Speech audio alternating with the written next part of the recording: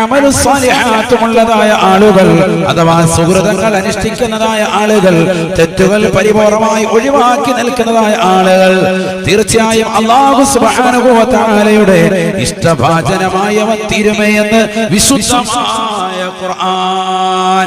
സാലിഹായാൽ എന്ത് കിട്ടും ഉസ്താദേ എന്ന് ചോദിക്കുന്നവരെ, സാലിഹായാൽ നിനക്ക് കിട്ടുന്ന ഒന്നാമത്തെ നേട്ടമാണ് അല്ലാഹു നിന്നെ ഇഷ്ടപ്പെടുമെന്ന് വിശുദ്ധമായ ഖുർആൻ.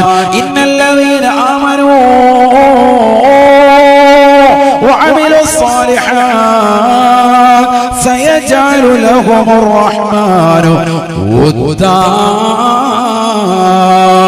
നിശ്ചയം ഈമാനും തഖ്വയും അമലുസ് സ്വാലിഹാത്തും മുറുകെ പിടിക്കുന്ന ആളുകൾ, ഒരുപാട് സുഹൃതങ്ങൾ ചെയ്യുന്നവർ, തിന്മകൾ പരിപൂർണമായി ഒഴിവാക്കുന്നവർ അല്ലാഹുവിന്റെ ഇഷ്ടദാസന്മാരാകുമെന്ന് വിശുദ്ധ